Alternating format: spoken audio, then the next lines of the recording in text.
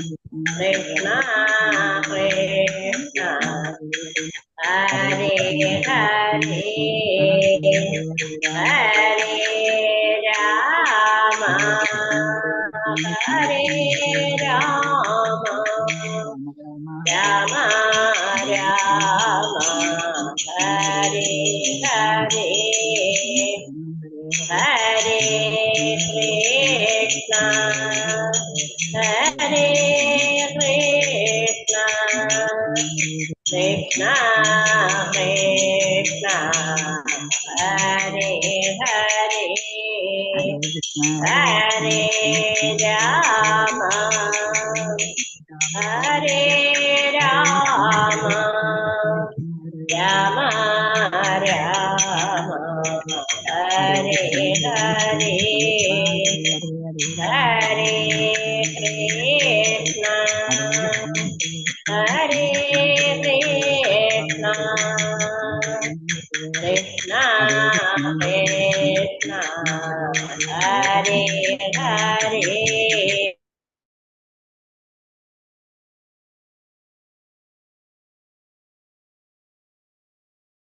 हरे कृष्ण श्री राधा गोविंद मंदिर श्रीमद् भागवत स्वागतम् ओम अज्ञानतिमिरान्धस्य अनञ्जनाशलाघे चक्षुरुन्मीलितं येन तस्मै श्रीगुरुवे नमः श्रीचैतन्यमनोभीष्टं स्थापितं येन भूतले स्वयं रूपगदामह्यं ददाति सुपदान्ति वन्देऽहं श्रीगुरु श्रीयुतापदकमलं श्रीगुरु वैष्णवांश श्रीरूपं सकृजातं सगणरघुनाथान्वितं तं सजीवं साद्वैतं सावधूतं परिजनसहितं कृष्ण चैतन्य देवं श्रीराधा कृष्ण पदां सगणललितां श्रीविशाखान्वितां हे कृष्ण करुणा सिंधु दीनबंधु जगत्पते गोपेश गोपिका कांता राधा कांता नमस्तुते तप्त कांचन गौरांगी श्रीराधे वृंदावनेश्वरी वृषभानुसुते देवी प्रणमामि हरिप्रिय वाञ्छाकल्पतरुभ्यश्च कृपा सिन्धुभ्येव च पतितानां पावनेभ्यो वैष्णवेभ्यो नमो नमः पञ्चतत्त्वात्मकं कृष्णं भक्तरूपास्वरूपकं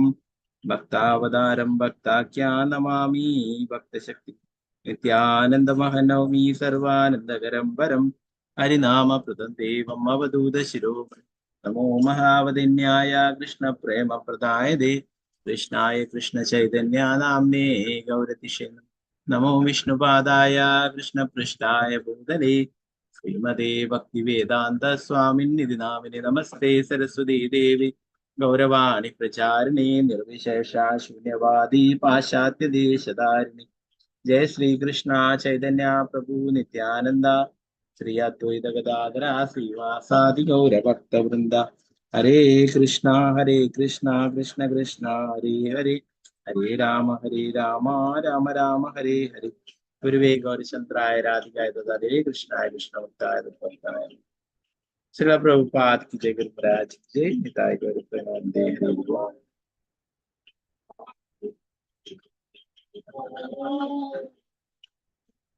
मदेक बंधु मत्संगिन मद्गुरो मन्महादना अन्निष्टारक मद्भाग्या मदानंदा नमस्तुते ग्रंथराज श्रीमद् भागवतम की जय श्रीमद् भागवतम तृतीय स्कंदम 33 अध्याയം ശ്ലോകം 4 ഓം നമോ ഭഗവതേ വാസുദേവായ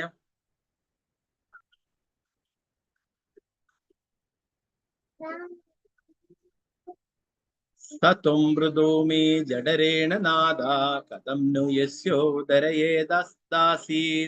विश्वं युगान्ते वटपत्रये गः छेदे स्म माया शिशुरङ्घ्रिपाणः सत्वं मृदो मयि जडरेण नादा कथं नु यस्योदरयेददासीत् विश्वं युगान्ते वटपत्रये गः छेदे स्म माया शिशुरङ्घ्रिपाणः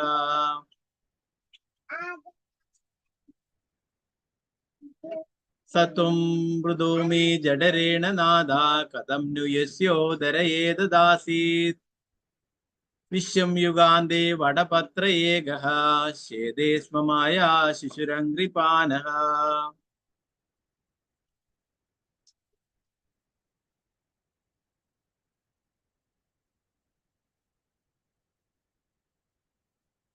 हरे कृष्ण എല്ലാവർക്കും ചൊല്ലാം.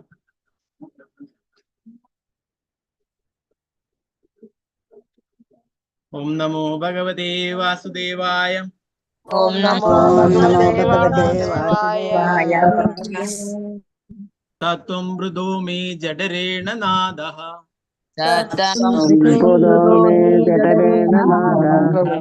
കഥം नु യസ്യോദരയേ ദദാസീത്.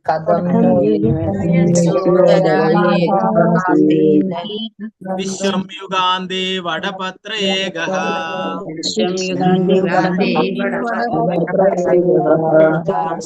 വേദേ സ്മ മായാ ശിശിരാംഗ്രിപാനഃ.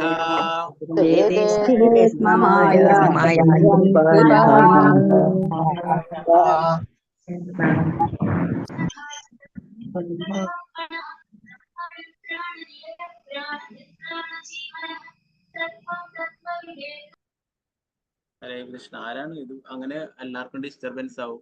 അപ്പൊ അങ്ങനെ ക്ലാസ് കേൾക്കാത്താറ് അത് മാത്രം കേട്ടു. എല്ലാം ഭഗവാന്റെ കാര്യങ്ങൾ തന്നെ. അപ്പൊ ഭഗവാൻ ഭാഗവത്തിലെ ശ്ലോകങ്ങൾ ചെല്ലുമ്പോൾ അതിൽ ശ്രദ്ധിക്കുക. ഓക്കെ. വേറെ എന്തൊക്കെയോ ശബ്ദം കേൾക്കുന്നുണ്ടോ? ഓക്കെ. വേറെ എന്തൊക്കെ കീർത്തനങ്ങളൊക്കെ കേൾക്കുന്നുണ്ട്? ഓക്കെ. ഒന്നുകൂടി ചൊല്ലാം. ഓം നമോ ഭഗവതേ വാസുദേവായ. ഓം നമോ ഭഗവതേ വാസുദേവായ. സത്വം മൃദോ മേ ജഡരേണ നാദ.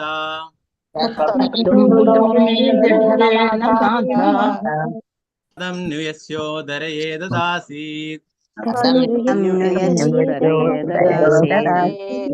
വിശ്വം യുഗാന്തേ വടപത്രയേകഃ.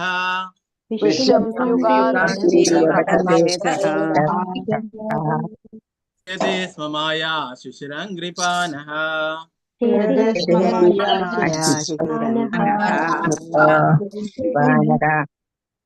ഹരേ കൃഷ്ണ. ഓക്കെ. സാധാരണ ചെല്ലുന്ന പോലെ 4 പേര്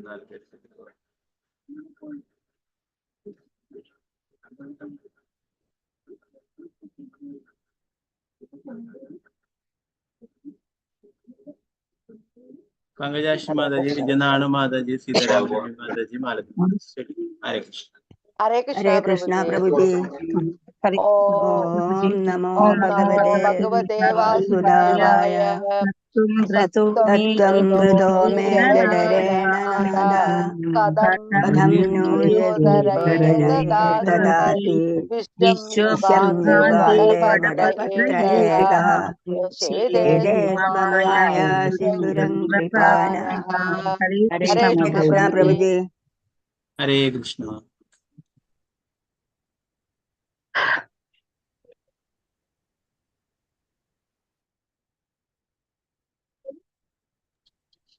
രാജി മാതാജി, സുവർണപ്രഭ മാതാജി, തങ്കമണി മാതാജി, രാമേന്ദ്ര പ്രഭു. ശരി. ഹരേ കൃഷ്ണ. ഹരേ കൃഷ്ണ പ്രഭുജി. ഓം നമോ ഭഗവതേ വാസുദേവായ. സത്വം മൃദോ മേ ജഡരേണ നാദ. കഥം नु യസ്യോദരയേ ദദാസീത്. വിശ്വം യുഗാന്തേ വടപത്രയേകഃ. ഛേദേ മായാ ശിശുരംഗ്രിപാനഃ. ഹരേ കൃഷ്ണ. ഹരേ കൃഷ്ണ.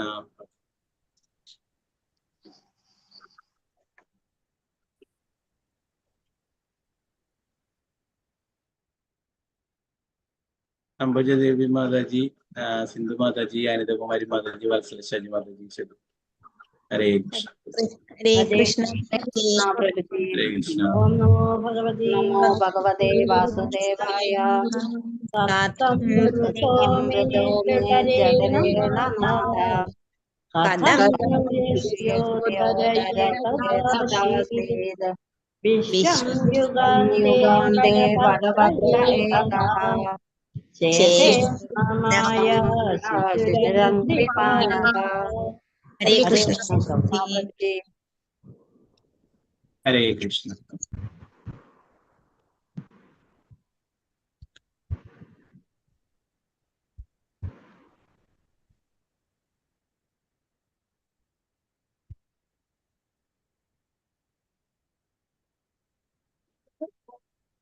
ഡോക്ടർ വിജയകുമാരി മാതാജി, പത്മകുമാരി മാതാജി, ഗീതട്ടി മാതാജി, ശോഭ മാതാജി. ഹരേ കൃഷ്ണ പ്രഭുജി. ഹരേ കൃഷ്ണ ഓം പ്രഭുജി. നമോ ഭഗവതേ ഓം വാസുദേവായ. നമോ ഭഗവതേ വാസുദേവായ. സത്വം വൃതോ മേ ജഠരേണ നാഥ കഥം നുയസ്യോദരേതദാസീത് വിശ്വം യുഗാന്തേ വടപത്ര ഏകഃ ചേതേസ്മമായ. ഹരേ കൃഷ്ണ പ്രഭുജി. ഹരേ കൃഷ്ണ.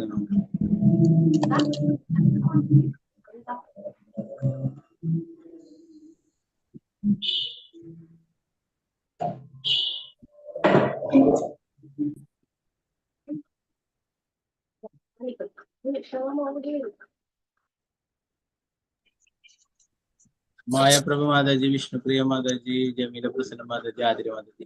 ഹരേ കൃഷ്ണ. ഹരേ കൃഷ്ണ. ഭഗവതേ വാസുദേവായ. വാസുദേവായ. സത്വം വൃതോ മേ ജഠരേണ നാഥ കഥം നുയസ്യോദരേതദാസീത് വിശ്വം യുഗാന്തേ വടപത്ര ഏകഃ ചേതേസ്മമായ സുരനികൃപാണഃ. ഹരേ കൃഷ്ണ. പ്രണാമം. ഹരേ കൃഷ്ണ.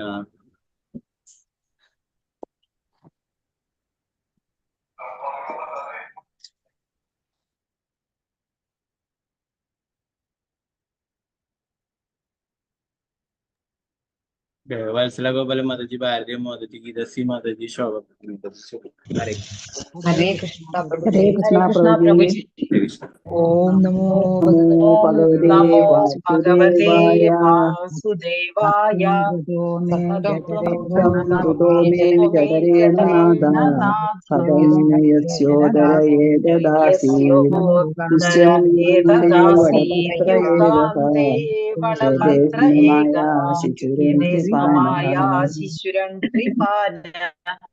ഹരേ കൃഷ്ണ പ്രഭുജി.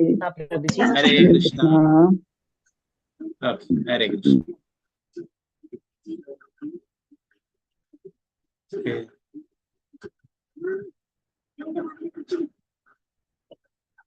നമുക്ക് ഇതിന്റെ വിവർത്തനം ഭാവാർത്ഥം നോക്കാം. പദാനുപദാർത്ഥം വിവർത്തനം ഭാവാർത്ഥം.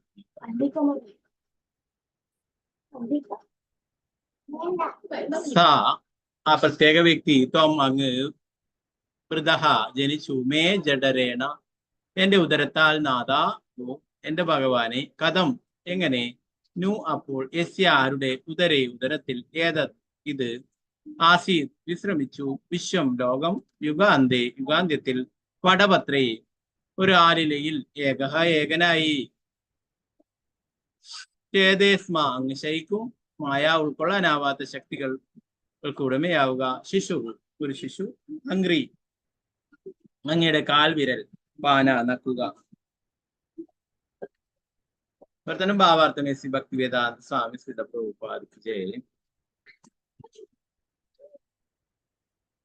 അങ്ങ് പരമദിവോത്ത പുരുഷനായ ഭഗവാനായി എന്റെ ഉദരത്തിൽ നിന്നും ജനിച്ചു. ഓ എന്റെ പ്രിയപ്പെട്ട ഭഗവാനെ, ഭൗതിക പ്രപഞ്ചം മുഴുവൻ ഉദരത്തിലുള്ള പരമോന്നതനായ അങ്ങക്ക് എങ്ങനെ അതിന് സാധിക്കുമെന്നാണ് ഉത്തരം. കാരണം യുഗാന്ത്യത്തിൽ ഒരു ആലിലയിൽ ചെറിയൊരു ശിശുവായി സ്വന്തം പങ്കജപാദത്തിന്റെ വിരൽ നുണഞ്ഞുകൊണ്ട് ശയിക്കുന്നവനാണ്. ഭാവാർത്ഥം എസ് ഭക്തി വേദാന്ത സ്വാമി ശ്രീ പ്രഭുപാദ്. സംഹാരത്തിന്റെ സമയത്ത് ഭഗവാൻ ചിലപ്പോൾ ഒരു ശിശുവിന്റെ രൂപത്തിൽ ഒരു ആലിലയിൽ ശയിച്ച് പ്രളയജലത്തിലൂടെ ഒഴുകി നടക്കുന്നതായി കാണപ്പെടുന്നു. അതിനാൽ ദേവഹൂതി അഭിപ്രായപ്പെടുന്നു, അങ്ങ് എന്നെ പോലെ ഒരു സാധാരണ സ്ത്രീയുടെ ഉദരത്തിൽ ശയിച്ചത് അത്ര വളരെ ആശ്ചര്യകരമല്ല. അങ്ങേക്ക് ചെറിയൊരു ശിശുവായി ഒരു ആലിലേക്ക് മുകളിൽ ശയിക്കുവാനും പ്രളയജലത്തിലൂടെ ഒഴുകി നടക്കാനും കഴിയും. അതുകൊണ്ട് അങ്ങേക്ക് എന്റെ ഉദരത്തിൽ ശയിക്കാൻ കഴിഞ്ഞത് അത്ര വലിയ അത്ഭുതമൊന്നുമല്ല. ഈ ഭൗതിക ലോകത്തിൽ കുട്ടികളോടുള്ള ഇഷ്ടം മൂലം വിവാഹ ജീവിതത്തിൽ ഏർപ്പെടുകയും കുട്ടികളോടൊത്ത്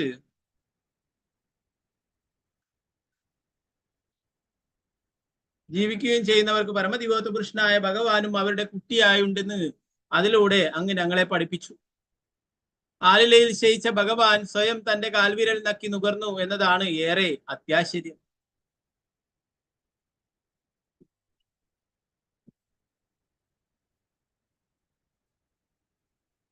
മഹർഷിമാരും ഭക്തന്മാരും മറ്റും അവരുടെ ശക്തിയും കർമ്മങ്ങളും ഭഗവാന്റെ പദാരവിന്ദങ്ങളിൽ സമർപ്പിക്കുന്നതിനാൽ അദ്ദേഹത്തിന്റെ അരവിന്ദ പാദങ്ങളുടെ വിരലിൽ എന്തെങ്കിലും അതീന്ദ്രിയ ആനന്ദം ഉണ്ടായിരിക്കണം. ഭക്തന്മാർ എപ്പോഴും ആഗ്രഹിക്കുന്ന ആനന്ദാമൃതം രുചിക്കുന്ന അതിന് ഭഗവാൻ അദ്ദേഹത്തിന്റെ കാൽവിരൽ സ്വയം നുകർന്നു. പരമദിവ്യോത്തമ പുരുഷനായ ഭഗവാൻ ചിലപ്പോൾ അദ്ദേഹത്തിന്റെ ഉള്ളിലെ അളവറ്റ അതീന്ദ്രിയാനത്തെ പറ്റി ഓർത്ത് സ്വയം അത്ഭുതം കൂറുകയും അദ്ദേഹത്തിന്റെ സ്വന്തം ശക്തി രുചിക്കുന്നതിന് വേണ്ടി അദ്ദേഹത്തെ തന്നെ രുചിക്കുന്ന നില പ്രാപിക്കുകയും ചെയ്യാറുണ്ട്. ചൈതന്യ മഹാപ്രഭു കൃഷ്ണൻ തന്നെയാണെങ്കിലും ഭക്തരിൽ മഹാഭക്തനായ ശ്രീമതി രാധാറാണി രുചിച്ചിട്ടുള്ള അദ്ദേഹത്തിന്റെ ഉള്ളിലെ അതീന്ദ്രിയ പരമാനന്ദത്തിന്റെ മാധുര്യം സ്വയം തിരിച്ചറിയാൻ ഒരു ഭക്തന്റെ രൂപത്തിൽ പ്രത്യക്ഷപ്പെട്ടു. ശില പ്രഭുപാദി ജയം. നാരായണ നമസ്കൃത്യ നരം ചൈവ നരോത്തമം ദേവീം സരസ്വതിം വ്യാസം തതോ ജയമുദിരേ. കഷ്ടപ്രായേഷു ഭദ്രേഷു നിത്യം ഭാഗവത സേവയാ ഭഗവതി ഉത്തമ ശ്ലോകേ ഭക്തിർഭവതി നൈഷ്ഠികേ. മൂകം കരോതി വാചാലം പങ്കും ലംഘയതേ ഗിരിം യത്കൃപാതമഹം വന്ദേ ശ്രീഗുരു ദീനദാരിണം പരമാനന്ദ മാധവം ശ്രീ ചൈതന്യ ഈശ്വരം. നമോ വിഷ്ണുപാദായ കൃഷ്ണപ്രേഷ്ഠായ ഭൂതലേ ശ്രീമതി ഭക്തി വേദാന്ത സ്വാമിന്നിതി നാമിനെ. നമസ്തേ സരസ്വതീ ദേവി ഗൗരവാണി പ്രചാരിണി നിർവിശേഷ ശൂന്യവാദി പാശ്ചാത്യ ദേശധാരിണി. ജയ ശ്രീകൃഷ്ണ ചൈതന്യ പ്രഭു നിത്യാനന്ദ ശ്രീ അദ്വൈത ഗദാധര ശ്രീവാസാദി ഗൗരഭക്ത വൃന്ദ. ഹരേ കൃഷ്ണ കൃഷ്ണ കൃഷ്ണ ഹരേ ഹരേ ഹരേ രാമ രാമ രാമ ഹരേ ഹരേ. ഗുരുവേ ഗൗരചന്ദ്രായ രാധികായ തഥാരേ കൃഷ്ണായ കൃഷ്ണഭക്തായ തദ്ഭക്തായ നമോ നമഃ. ശ്രീല പ്രഭുപാദ് ജയ്, ഗുരുമരാജ് ജയ്, നിതായ് ഗൗര പ്രേമാനന്ദേ ഹരേ ഹരേ കൃഷ്ണ. ഇപ്പോ കഴിഞ്ഞ ശ്ലോകങ്ങളൊക്കെ നമ്മൾ പറഞ്ഞു അല്ലെ. ദേവഹൂതി ഭഗവാന് പ്രാർത്ഥനകൾ അർപ്പിക്കുകയാണ്. ഭഗവാന്റെ ആ ഉപദേശങ്ങളൊക്കെ കേട്ടു അല്ലെ. അതിനൊക്കെ നന്ദി പറയുകയും അല്ലെ. സ്വയം പരമദിവ്യോത്തമ പുരുഷനായിട്ടുള്ള ഭഗവാൻ തന്നെ ആ ഒരു സാധാരണ ദേവഹൂതി പറയുന്നു, ഞാനൊരു സാധാരണ സ്ത്രീയാണ്, എന്നിട്ടും എനിക്ക് പുത്രനായിട്ട് അങ്ങ് അവതരിക്കുകയുണ്ടായിരുന്നു അല്ലെ. എന്നാൽ അത് അവരൊന്നും ഒരു സാധാരണ സ്ത്രീയല്ല, അവരൊക്കെ നിത്യസിദ്ധരാണ്, ഭഗവാന്റെ അത്രയും പ്രിയപ്പെട്ട ഭക്തന്മാരാണ് അല്ലെ. ഓ അങ്ങനെ വിനയം കൊണ്ട് അങ്ങനെ പറയുന്നതാണ് ഒരു സാധാരണ സ്ത്രീയാണെന്ന്. അപ്പോ ഇവിടെ പറയുന്നത് ഭഗവാന്റെ ആ മനോഹരമായിട്ടുള്ള രൂപത്തെ കുറിച്ചിട്ടാണ്. ഒരു ചെറിയ കുട്ടിയായിട്ട് ദേവഹൂതി പറയുന്നു, അങ്ങ് പരമദിവ്യോത്തമ പുരുഷനായ ഭഗവാനായി എന്റെ ഉദരത്തിൽ നിന്ന് ജനിച്ചു. അപ്പൊ എന്റെ പ്രിയപ്പെട്ട ഭഗവാനെ, ഭൗതിക പ്രപഞ്ചം മുഴുവൻ ഉദരത്തിലുള്ള പരമോന്നതനായ അങ്ങേക്ക് എങ്ങനെ അതിന് സാധിച്ചു? നേരത്തെ പറഞ്ഞു, ഗർഭോദകശായി വിഷ്ണുവിന്റെ നാഭിയിൽ നിന്നും ഒരു താമരത്തണ്ടുണ്ടായിട്ടാണ് അതിൽ ബ്രഹ്മാവ് ഉണ്ടാവുന്നതും പിന്നീട് എല്ലാ സൃഷ്ടികളും ഒക്കെ ഉണ്ടാവുന്നതും അല്ലെ. ഈ താമരത്തണ്ടിലാണ് 14 ലോകങ്ങളൊക്കെ ഉള്ളത് അല്ലെ. അപ്പോൾ അതാണ് ഇവിടെ പറയുന്നത്, എന്റെ പ്രിയപ്പെട്ട ഭഗവാന് ഭൗതിക പ്രപഞ്ചം മുഴുവൻ ഉദരത്തിലുള്ള പരമോന്നതനായ അങ്ങേക്ക് എങ്ങനെ അതിന് സാധിച്ചു അല്ലെ. കുഞ്ഞു വായിലും കാണിച്ചു കൊടുക്കുകയുണ്ടായി യശോദാമ്മയ്ക്ക് അല്ലെ. മണ്ണ് വാരി തിന്നിട്ട് ബലരാമൻ പോയിട്ട് പരാതി പറഞ്ഞപ്പോഴേ യശോദാമ്മ വായിൽ നോക്കിയപ്പോഴും ആ കുഞ്ഞു വായിൽ മുഴുവൻ പ്രപഞ്ചവും കാണാൻ സാധിക്കും. അപ്പൊ അങ്ങനെയൊക്കെയുള്ള ഈ ഭഗവാൻ എങ്ങനെ എന്റെ ഉദരത്തിൽ ഒരു ചെറിയ ശിശുവായിട്ട് വരികയുണ്ടായി എന്നതിനെ കുറിച്ച് പറയുന്നു. എന്നിട്ട് ദേവബുദ്ധി തന്നെ പിന്നീട് പറയുന്നു, സാധിക്കുമെന്നാണ് ഉത്തരം. കാരണം യുഗാന്ത്യത്തിൽ ഒരു ആലിലയിൽ ചെറിയൊരു ശിശുവായി സ്വന്തം പങ്കജപാദത്തിന്റെ വിരൽ നുണഞ്ഞ് കൊണ്ട് ശയിക്കുന്നവനാണ് അങ്ങക്ക്. അങ്ങനെ ചെറിയ ശിശുവായിട്ടും വരാൻ സാധിക്കും. കാരണം ഒരു ലീലയില് അല്ലെ, ആലില കൃഷ്ണനായിട്ട് ഒരു ആലിലയില് ചെറിയൊരു ശിശുവായിട്ട് സ്വന്തം പാദപങ്കജ വിരൽ നുണയുന്ന രൂപത്തിൽ വരികയുണ്ടായി അല്ലെ. നമ്മുടെ ഈ ശ്രീമദ് ഭാഗവതം 3-ാം സ്കന്ധം 2-ാം ഭാഗത്തിന്റെ അതിന്റെ മെയിൻ ചട്ട അതാണ് അല്ലെ, പുറത്തെ കവർ അതാണ്. ഭഗവാൻ സ്വന്തം കാൽവിരലി നക്കുന്നത് അല്ലെ.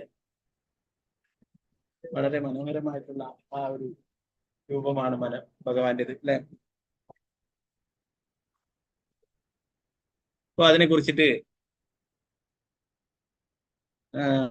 ഈ ഒരു രൂപം കാണിച്ചു കൊടുത്തിട്ടുള്ളത് മാർക്കണ്ഡേയ മുനിക്കായിരുന്നു.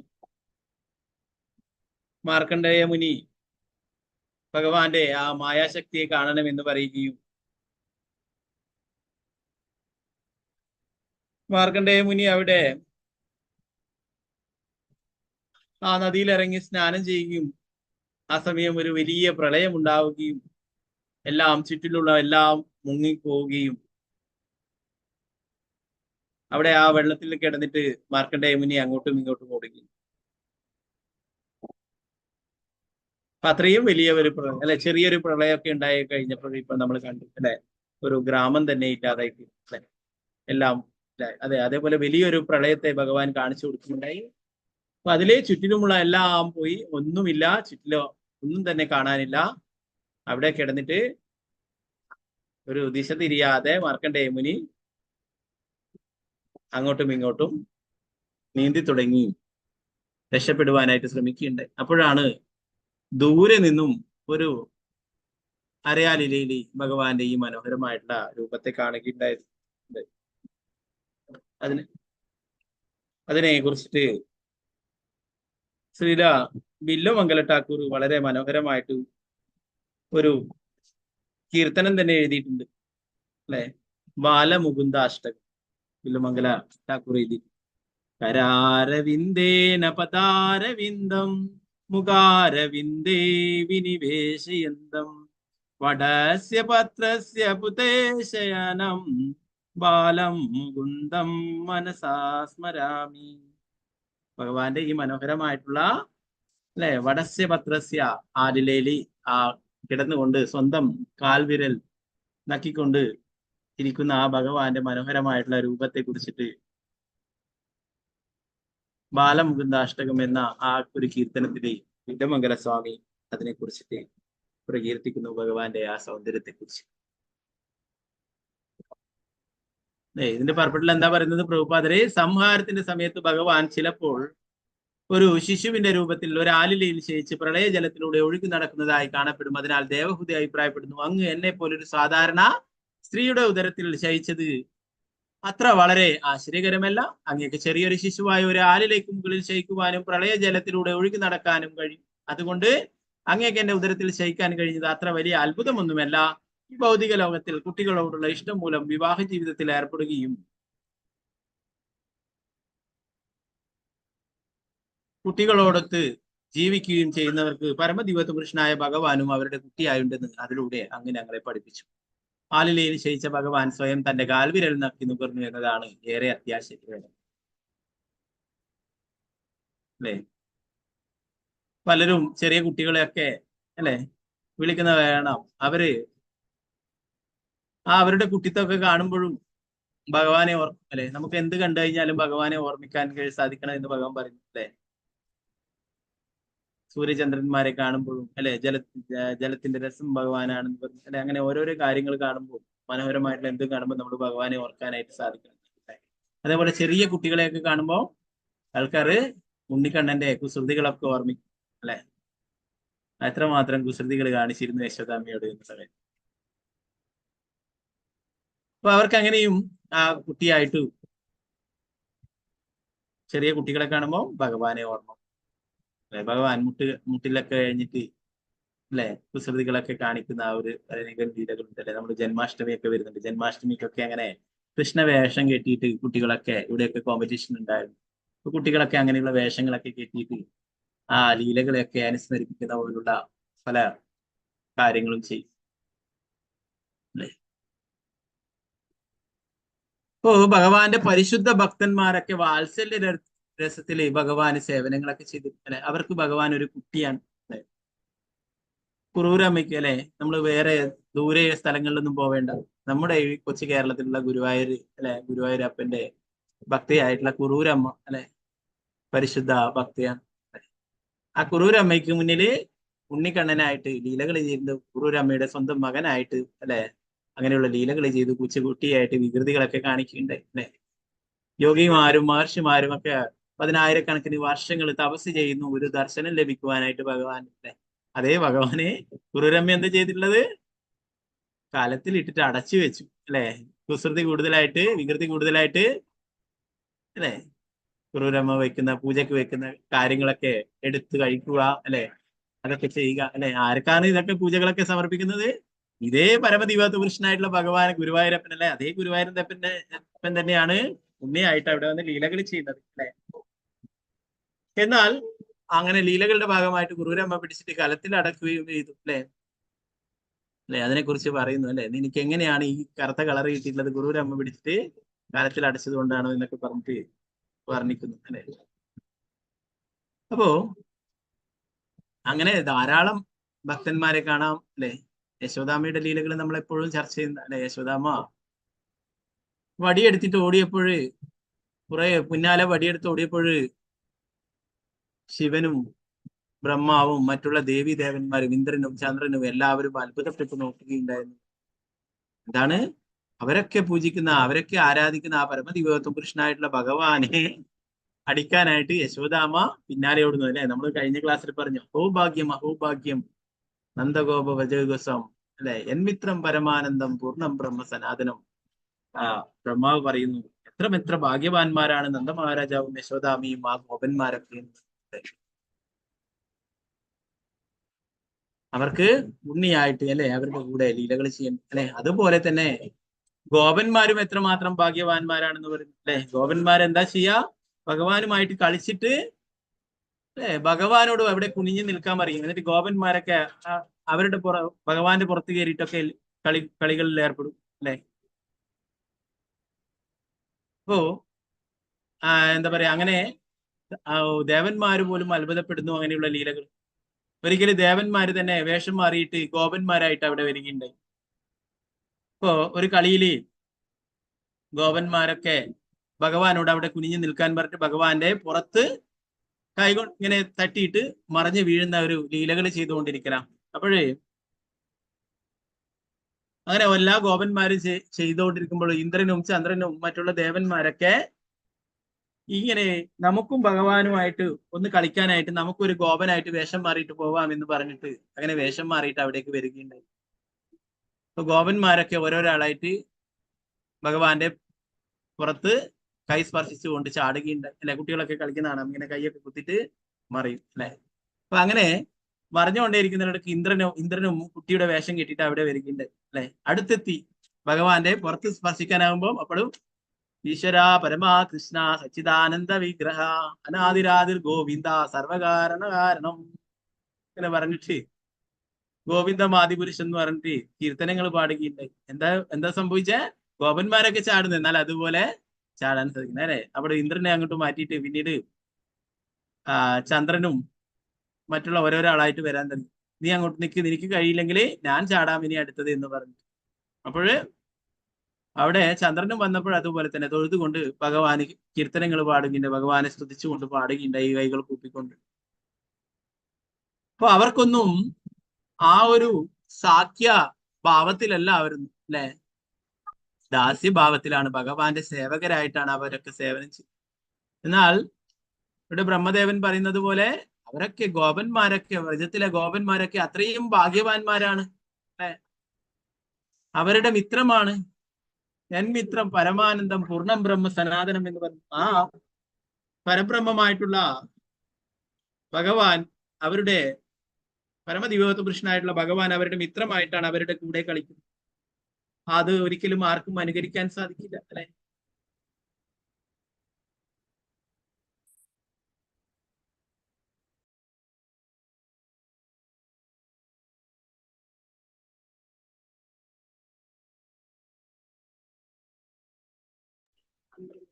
ഇപ്പൊ മറ്റുള്ളവർ അതിനെ അനുകരിക്കാൻ നോക്കിയാൽ ഒരിക്കലും സാധിക്കില്ല.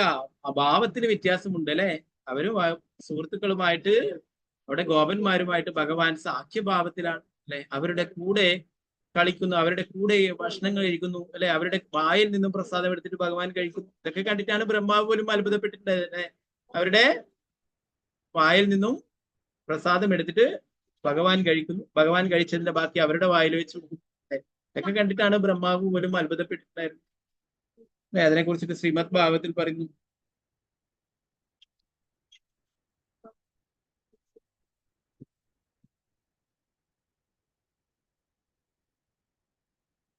ഇത്തം സദാ ബ്രഹ്മസുഖാനുഭൃത്യാ ദാസ്യം ഗതാനാം പരദൈവതേന മായാശ്രിതാനാം നരതാരകേണ സാഗം വിജഹ്രു കൃത പുണ്യ പുഞ്ചഃ.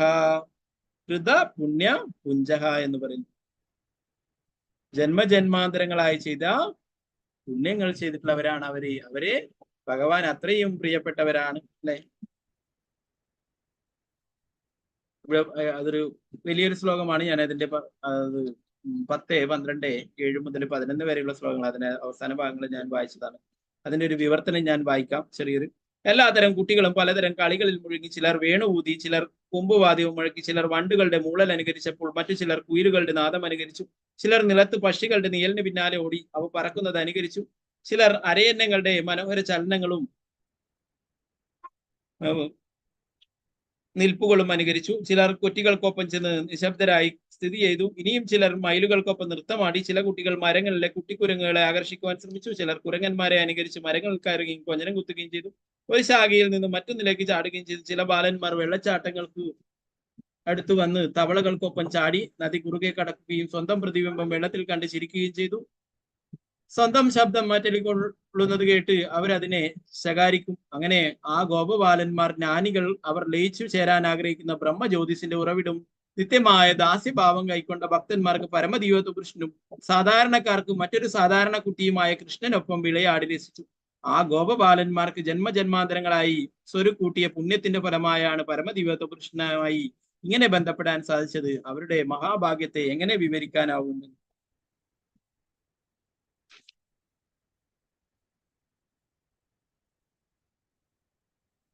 അടുത്ത ശ്ലോകത്തിൽ പറയുന്നു, 12ാമത്തെ ശ്ലോകം. നമോ ഭഗവതേ വാസുദേവായ യത്പാദപാം സുർബഹുജന്മ കൃതകൃച്ഛതോ ഹൃദാത്മഭിർയോഗിഭിരപ്പുലഭ്യഃ സയേവ യദൃഗ് വിഷയ സ്വയം സ്ഥിതഃ കിം വർണ്യതേദിഷ്ടമതോ വ്രജൗകസാം. ആയാസകരമായ യമം, നിയമം, ആസനം, പ്രാണായാമം എന്നിങ്ങനെ ഉള്ള യോഗകർമ്മങ്ങളും തപാനുഷ്ഠാനങ്ങളും യോഗികൾ അനേകം ജന്മങ്ങളിൽ പരിശീലിക്കുന്നു.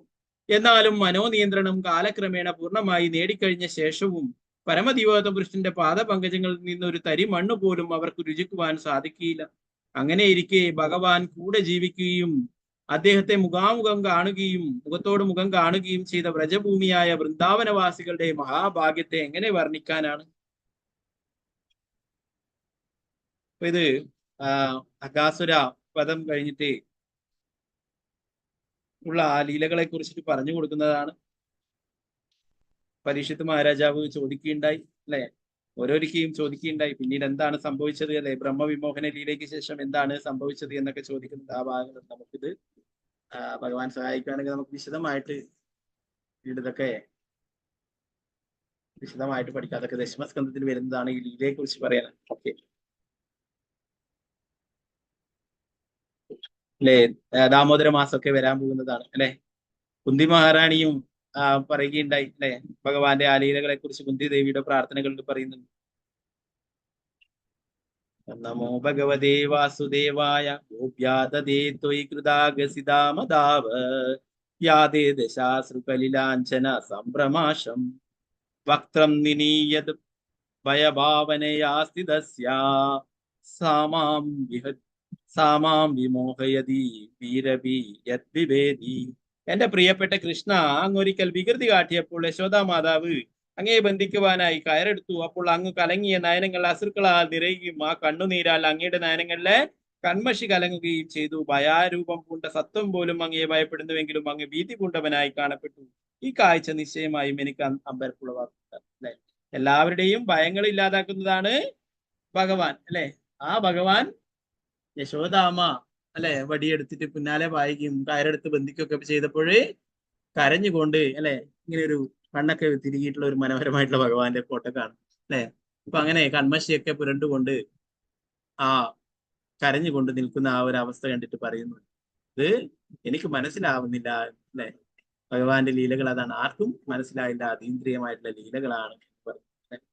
അപ്പൊ എല്ലാവരുടെയും ഭയങ്ങളകറ്റുന്ന, അല്ലെ, എല്ലാവരുടെയും കണ്ണീര് ഒപ്പുന്ന ആ ഭഗവാൻ യശോദാമ്മ കെട്ടുമ്പോഴേ കരയുകയുണ്ടായി, അല്ലെ? എന്താണത്? ആനന്ദ കണ്ണീരാണ്, അല്ലെ? യശോദാമ്മയുടെ ആ മാതൃസ്നേഹം, അല്ലെ? ഭഗവാനെ ആർക്കും ബന്ധിക്കാനാവില്ല, അല്ലെ? എന്നാൽ ഭഗവാൻ കാരുണ്യം കാണിക്കില്ല യശോദാമ്മയോട്, അല്ലെ? സ്വന്തം മാതാവായിട്ടാണ്. ഇവിടെ ദേവഹുതിയുടെ പുത്രനാണ്, എന്നാൽ അത് ഭഗവാനാണെന്ന് ഭഗവാന്റെ ആ ലീലകളിലൂടെ ദേവഹുതിക്ക് മനസ്സിലാവുകയുണ്ടായി. ആ ഭഗവാന്റെ വിശദീകരണങ്ങളിലൂടെ സ്വയം ഭഗവാൻ തന്നെയാണ് എനിക്ക് പുത്രനായിട്ട് വന്നിട്ടുള്ളത്, അല്ലെ? അതുകൊണ്ടാണ് പറയുന്നത്, ദേവഹുതി പറയുന്നു, ഇത് എങ്ങനെ സംഭവിച്ചു എന്ന് പറയുന്നു. അപ്പൊ മാർക്കണ്ഡേയ മുനിക്ക് നൽകുന്ന ദർശനമാണ് ഈ ഒരു മനോഹരമായിട്ടുള്ള രൂപം, അല്ലെ? എല്ലാവരും കാണാം, എല്ലാവർക്കും ഇഷ്ടപ്പെട്ടിട്ടുള്ള രൂപമാണ്, അല്ലെ? പലരുടെയും കേരളത്തിൽ പ്രത്യേകിച്ചും അല്ലെ പലരുടെയും താലിമാലയൊക്കെ നോക്കിയാൽ താലിമാലയ്ക്ക് ലോക്കറ്റ് ആലിലെ കണ്ണനായിരിക്കും അല്ലെ. അരയാലിലയിൽ കിടക്കുന്ന കൃഷ്ണന്റെ മനോഹരമായിട്ട് രൂപം അല്ലെ. പലരെയും അതാണ് പണ്ടേ എല്ലാവർക്കും ഇഷ്ടമാണ് അല്ലെ. അവർ പറയും അതാണ് ആലിലെ കണ്ണന്റെ താലിയാണ് വേണ്ടത് അല്ലെ. അപ്പോ ആ മനോഹരമായിട്ടുള്ള രൂപമാണ് ഭഗവാന്റേത്. അപ്പൊ അതിനെ കുറിച്ചിട്ട് മാർക്കണ്ഡേയ മുനിക്ക് കാണിച്ചു കൊടുക്കുന്നതാണ്. അതിനെ കുറിച്ചിട്ട് ശ്രീമദ് ഭാഗവതം 12ാം സ്കന്ധത്തിലാണ് ഈ ലീലയെ കുറിച്ച് വിവരിക്കുന്നത്. അതിലെ ഒരു ശ്ലോകം മാത്രം നമുക്ക് നോക്കാം.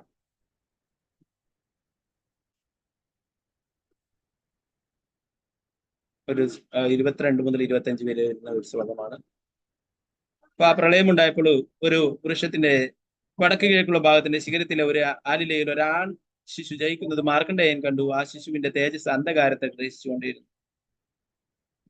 അതിനെ കുറിച്ചിട്ട് വർണ്ണിക്കുന്ന ഒരു ശ്ലോകമാണ്. ഓം നമോ ഭഗവതേ വാസുദേവായ മഹാമരഗതശ്യാമം ശ്രീമദ്വദന പങ്കജം കമ്പുഗ്രീവം മഹോരസ്കം സുനാസം സുന്ദരഭ്രുവം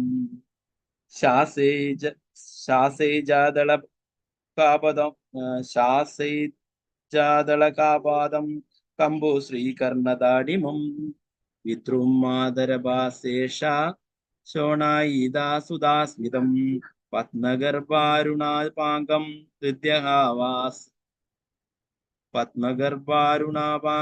ഹൃദ്യഹാസാവലോകനം ശാസേജദ്വലി സംവിഘ്ന നിമ്നാനാഭിതക്ലോദരം ചാർവങ്കുലിഭ്യാം പാണിഭ്യാം മുനീയാ ചരണാംബുജം മുഖേ നിദായ വിപ്രേന്ദ്ര ദയന്തം വിശ്വവിസ്മിത.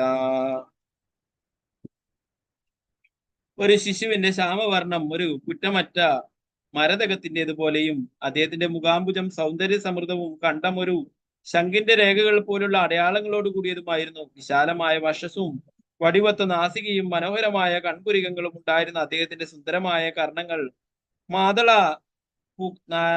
നാരക പൂക്കൾക്ക് സദൃശ്യവും ഒരു ശംഖിന്റെ പിരികൾ പോലെ ഉൾമടക്കുകളോട് കൂടിയതുമായിരുന്നു. കണ്ണുകളുടെ കോണുകളിൽ ഒരു താമരയുടെ പുഷ്പദളമണ്ഡലം പോലെ അരുണാഭവും പവിഴം പോലുള്ള അതരങ്ങളുടെ തേജസ് ആ മുഖത്തെ അമൃതിന് തുല്യമായ മനോഹര മന്ദഹാസത്തിന് നേരിയ ചുവപ്പ് പകരുന്നതുമായിരുന്നു. അദ്ദേഹത്തിന്റെ ശ്വാസഗതിക്കനുസരിച്ച് ദീപ്തിമത്തായ മുടിയിഴകൾ പിറകൊള്ളുകയും അരയാലിലേക്ക് സദൃശമായ ഉദരത്തിന്റെ ത്വക്കിന്റെ മടക്കുകളുടെ ചലനത്താൽ ആഴമുള്ള നാഭി വക്രമാവുകയും ചെയ്തു. ആ ശിശു അദ്ദേഹത്തിന്റെ പാദപങ്കജങ്ങളിൽ ഒന്ന് മനോഹരമായ കൈവിരലുകളാൽ ഉയർത്തി പാദത്തിന്റെ തള്ളവിരൽ വായിൽ വെച്ച് പാനം ചെയ്യാൻ ആരംഭിക്കുന്നത് കണ്ട ഉത്കൃഷ്ടനായ മാർക്കണ്ഡേയ ബ്രാഹ്മണൻ ആശ്ചര്യഭരിതനായി എന്ന് പറഞ്ഞു.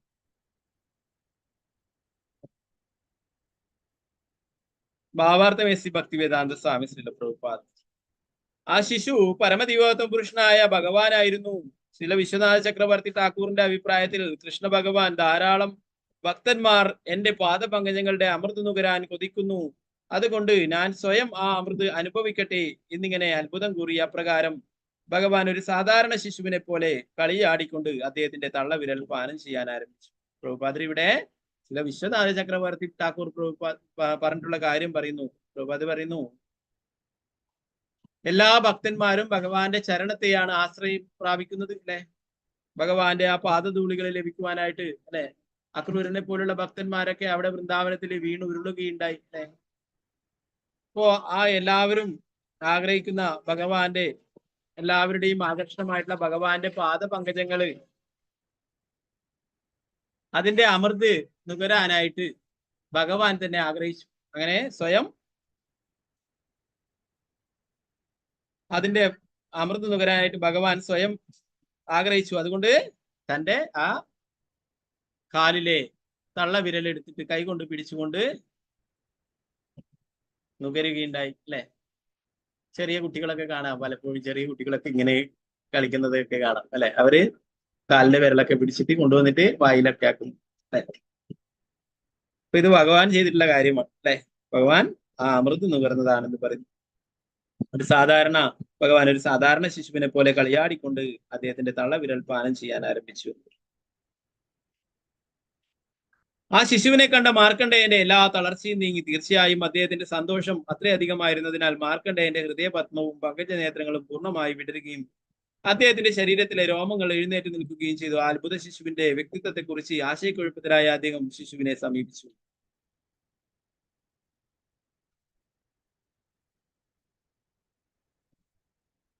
തൽക്ഷണം ശിശുവിന്റെ ശ്വാസവായുവിലൂടെ മാർക്കണ്ഡേയൻ ഒരു കൊതുക് എന്ന പോലെ അദ്ദേഹത്തിന്റെ ശരീരത്തിനുള്ളിലേക്ക് കയറിപ്പോയി.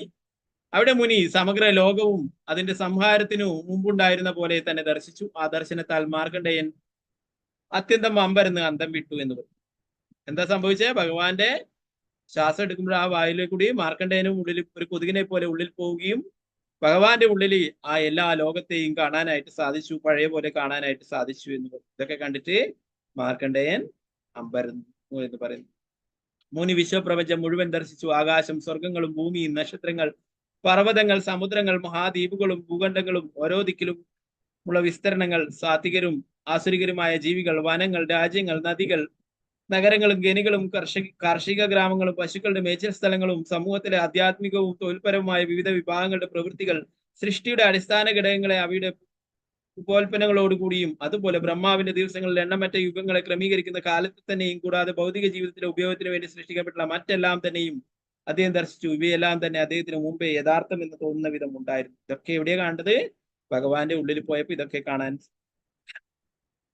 അദ്ദേഹം ഹിമാലയ പർവ്വതവും പുഷ്പഭദ്ര നദിയും നരനാരായണ മഹർഷിമാരുമായി കൂടിക്കണ്ട അദ്ദേഹത്തിന്റെ സ്വന്തം ആശ്രമവും തന്റെ മുന്നിൽ ദർശിച്ചു. മാർക്കണ്ഡേയൻ അങ്ങനെ മുഴുവൻ പ്രപഞ്ചവും കണ്ടു നിൽക്കുന്നതിനിടയിൽ ആ ശിശു ഉച്ഛസിക്കുകയും മുനിയെ തന്റെ ശരീരത്തിൽ നിന്ന് പുറത്താക്കി പ്രളയസാഗരത്തിലേക്ക് തിരിച്ചു തള്ളുകയും. അപ്പൊ ഇതൊക്കെ ഉള്ളിൽ പോയിട്ട് എല്ലാം കാണാനായി സാധിച്ചു. എവിടെയാണ് കണ്ടിട്ടുള്ളത്? ആ ചെറിയൊരു ശിശുവിന്റെ വായ്ക്കുള്ളിലൂടെ പോയിട്ട് ഇത് മുഴുവൻ കണ്ടിട്ട് വീണ്ടും ശ്വാസം പുറത്തേക്ക് വിടുമ്പോൾ വീണ്ടും മുനി പഴയ പോലെ തന്നെ പ്രളയജലത്തിലാവുകയുണ്ടായി. ആ വിശാലമായ സമുദ്രത്തിൽ ചെറിയൊരു ദ്വീപിൽ വളരുന്ന അരയാൽ വൃക്ഷവും അതിന്റെ ഇലയിൽ ശയിക്കുന്ന ശിശുവും വീണ്ടും മുനിയുടെ ദൃഷ്ടിയിൽപ്പെട്ടു.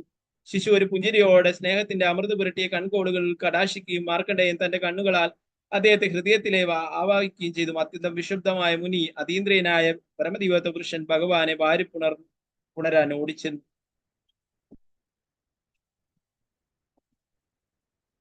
എല്ലാ നിഗൂഢ യോഗശാസ്ത്രങ്ങളുടെയും ഗുരുവും എല്ലാവരുടെയും ഹൃദയത്തിൽ ഗോപ്യനായി സ്ഥിതി ചെയ്യുന്നവനുമായ പരമദിവ്യത്വ പുരുഷൻ ഭഗവാൻ തൽക്ഷണം മുനിക്ക് അദൃശ്യനായി. അനർഹനായ ഒരു വ്യക്തിയുടെ നേട്ടങ്ങൾ വളരെ പെട്ടെന്ന് ഇല്ലാതാകുന്നത് പോലെ.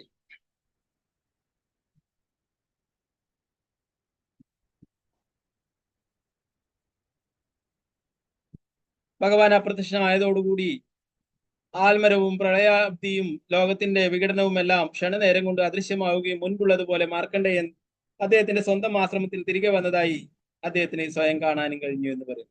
അപ്പൊ ഭഗവാന്റെ മായാശക്തി കാണുമെന്ന് പറഞ്ഞിട്ട് ഭഗവാൻ കാണിച്ചു കൊടുത്തിട്ടുള്ളതാണ് ഈ പ്രളയം എന്നുള്ള കാര്യം. അപ്പൊ അതില് അരയാലില് ഭഗവാൻ കിടക്കുകയുണ്ടായി അല്ലെ. അതിലും ഭഗവാൻ അത്ഭുതം കാണിക്കുകയുണ്ടായി. ആ ശിശുവിന്റെ ഉള്ളിൽ പോയപ്പോഴേ മുഴുവൻ പ്രപഞ്ചത്തെയും എല്ലാം കാണാനായിട്ട് സാധിക്കുകയുണ്ടായി.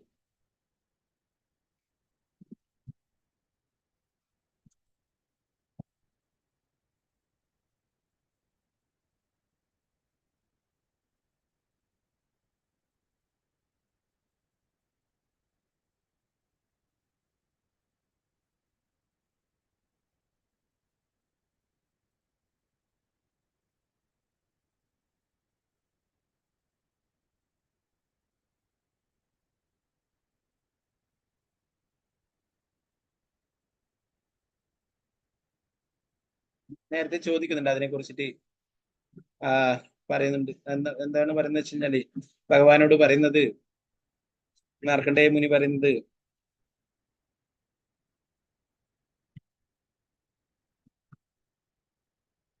അല്ലയോ കമലനേത്രനായ ഭഗവാനെ, കീർത്തിമാന്മാരായ വ്യക്തികളുടെ ശിരോരത്നമേ, അങ്ങയെ കണ്ടതുകൊണ്ട് മാത്രം ഞാൻ സംതൃപ്തനായെങ്കിലും മുഴുവൻ ലോകവും അതിന്റെ പാലകരായ ദേവന്മാരും ഏതിന്റെ സ്വാധീനത്തിലാണോ യാഥാർത്ഥ്യത്തെ ഭൗതികം എന്ന് പരിഗണിക്കുന്നത്, അങ്ങയുടെ ആ മായാശക്തി കാണുവാൻ ഞാൻ ആഗ്രഹിക്കുന്നത്.